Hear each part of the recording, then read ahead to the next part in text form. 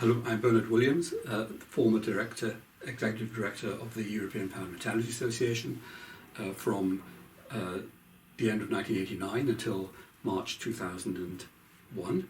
I retired, as I say, in 2001, but I continue to have an involvement in powder metallurgy as a consultant writing reports for magazines.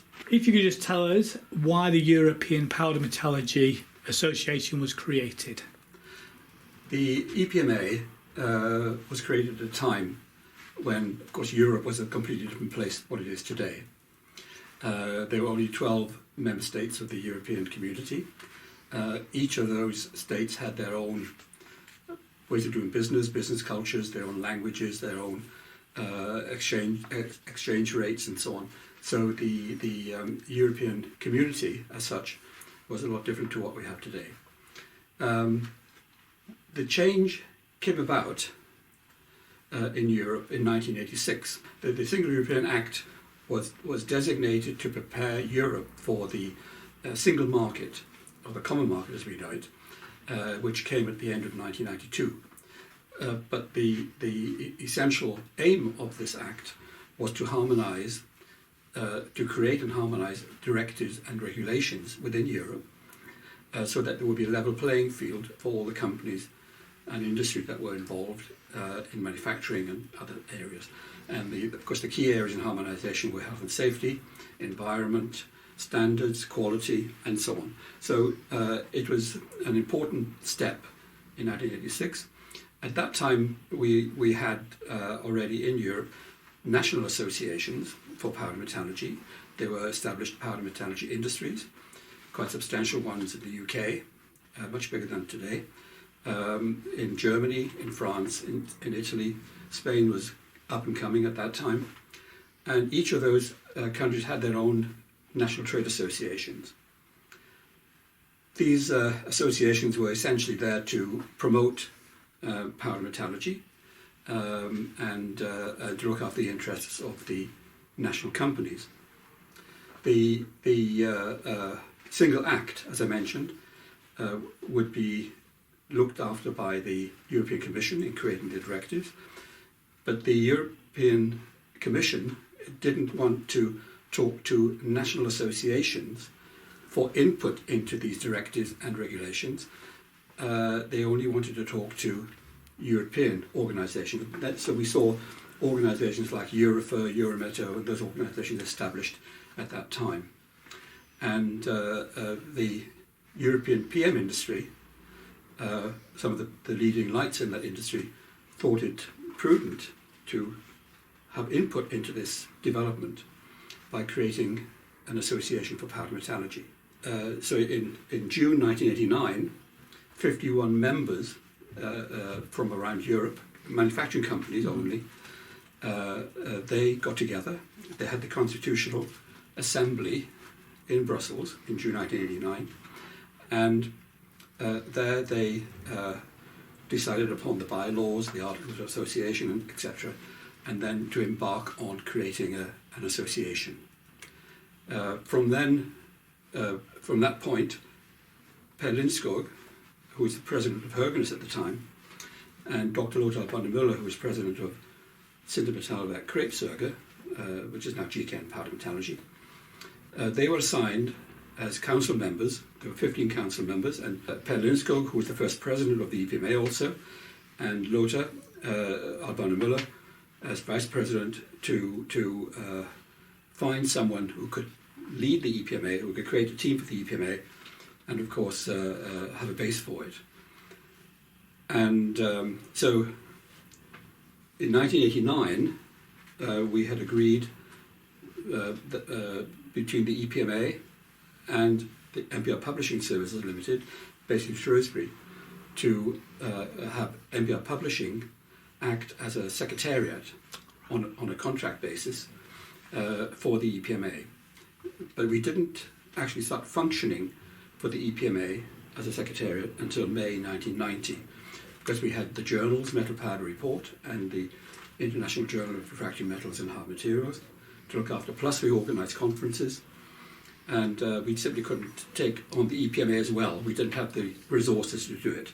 Fortunately, at the time, there were some interested parties in buying the magazines, so we were able to offload those, and we took on the EPMA. So the first promotion for the EPMA was at the 1989 conference on advances in PM part production in Amsterdam, at which Per Lindskog and Lothar van der Müller announced that I would be the executive secretary. The title was executive secretary for the first 5 years, and then it became executive director when EPMA established its own identity. July 1990, the EPMA held its first General Assembly at Wembley at the International PM Conference in London, which was organised by the Institute of Metals, and then we embarked on a programme, as we've heard before at the 25th anniversary and other places, on a quite wide-ranging programme of activities. So during your 10 years as EPMA's executive director, were there any defining technological moments that you can recollect?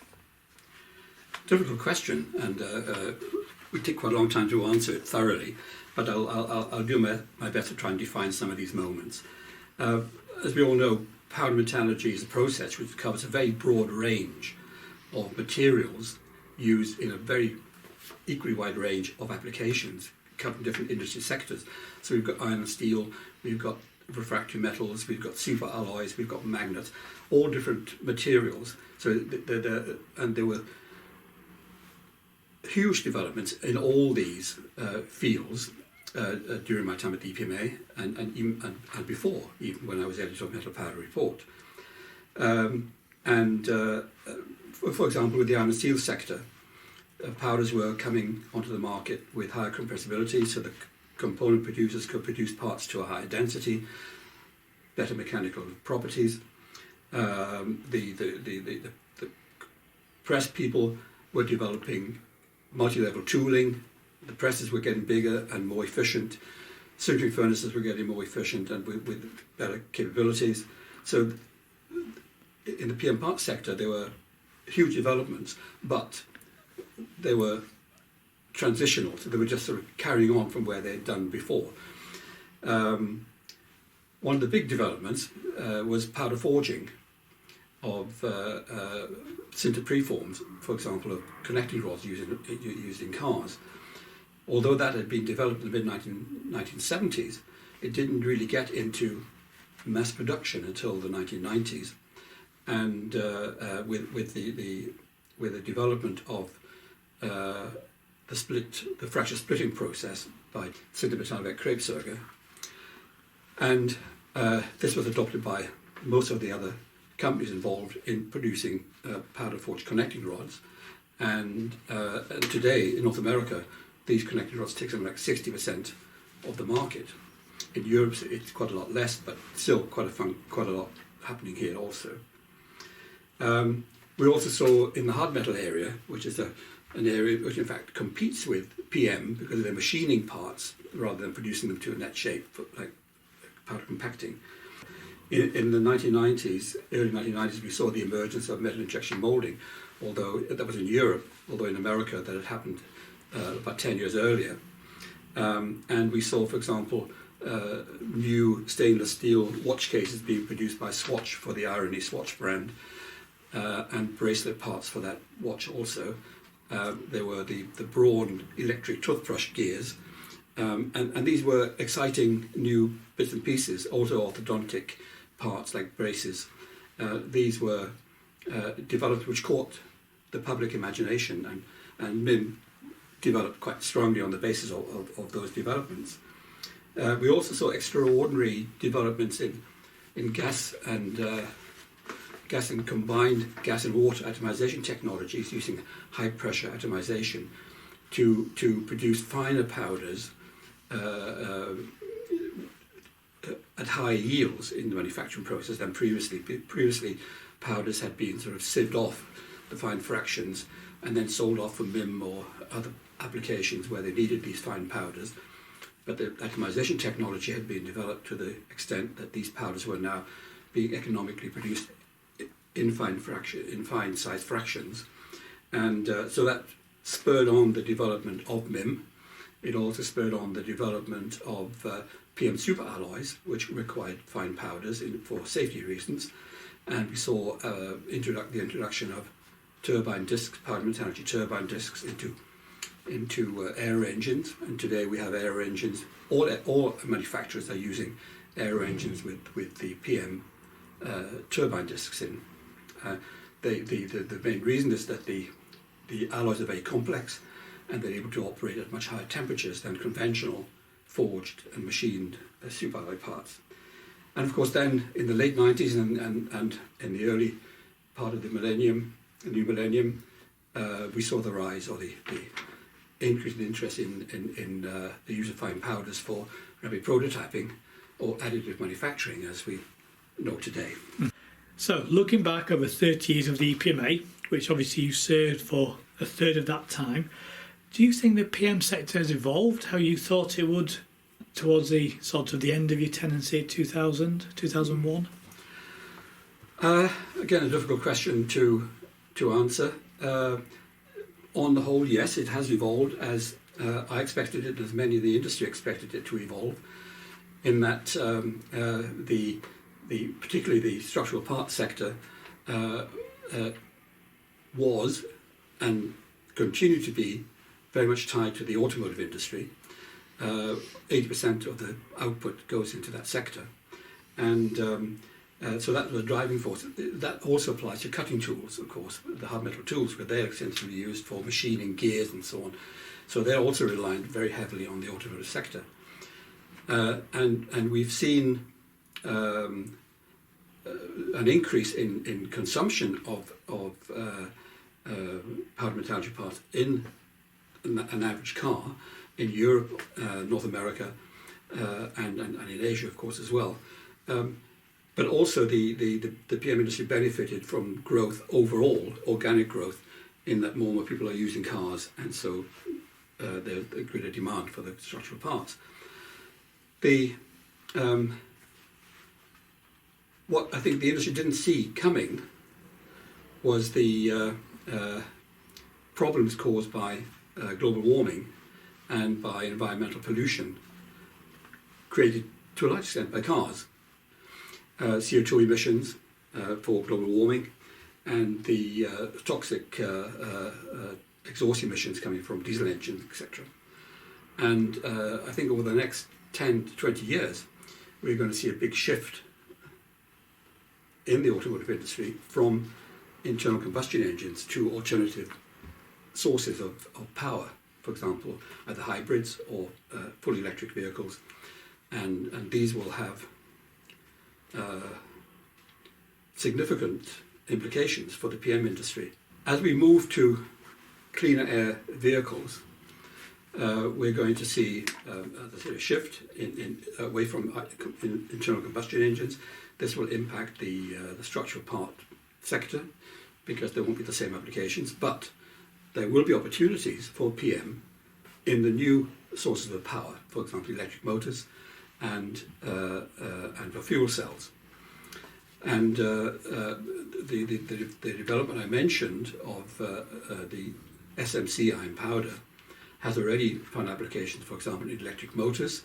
There's a company in Oxford called Yasa Motors, which has developed an electric motor, a very slimline electric motor, which can be used for hybrid and fully electric vehicles, and it contains quite a considerable quantity of these components made from SMC iron powders. And the company recently announced that it had formed a joint venture with a leading global automotive company to further develop this technology. There's also a German company, the Powder Metal Group, in Germany. It's a traditional PM part producer, but that's also gone into this field in producing soft magnetic iron components for a transversal flux motor. The Yasa motor is an axial flux motor, which is a slimline motor. The German motor, which is produced by Compact Dynamics, is slightly different. The benefit of the axial flux motor is that you can put one motor on each wheel, and so you have a four-wheel drive, and you eliminate all need for transmissions. And that, of course, is also a big market for powder metallurgy, the transmission area. So I think that there's going to be a need for the PM industry to think hard about the opportunities in this area and how it's going to replace the potential loss of PM parts in the conventional automotive area. As I said, this has been going on for 10, 20 years, this development, but with legislation now being forced upon the industry to cut emissions, then I think we will see a much greater drive in this direction. If you can just tell me a highlight of your time during the EPMA. Right. Well, without doubt, the highlight of my time at the EPMA was the organisation of the Powder Metallurgy World Congress 1998 in Granada, Spain, PM98. It not only provided a feast of powder metallurgy in terms of the technical papers, there was something like 550 papers in the programme, there was a huge exhibition, and there was also a 100 square metre showcase of powder metallurgy products that we organised. Over 300 components from 60 countries around the world, a truly international showcase, including cutouts and models of where parts were being used. So it was a very accurate demonstration of where PM parts were being used in different sectors of the end user industries. Also, I think what added to the should we say spirit of PM98 in Granada was the city itself. It's a magical place, and so we were able to utilise some of these wonderful places like the Alhambra and the Generalife Summer Palace, the Bull Ring, and many other things. We were able to utilise those in creating a great spirit, if you like, among the 2,000 participants that were there in Granada. And of course, it wouldn't have been possible to have done this without the input of the Spanish PM community, the Spanish chapter. Thank Cesar Molins and his colleagues in the Spanish chapter for their inexhaustible enthusiasm for putting on a really good show in Granada, which, as I said, has created a spirit which in many of us still is on today. And so I think that, for me, is the defining moment. And if I talk to other people who were around at the time, I think they will agree with me that we had a great time, and I think it was a great showcase for PM technology and for bringing people together from all around the world and creating new contacts, new links, and engendering new research programs which were then coming on stream.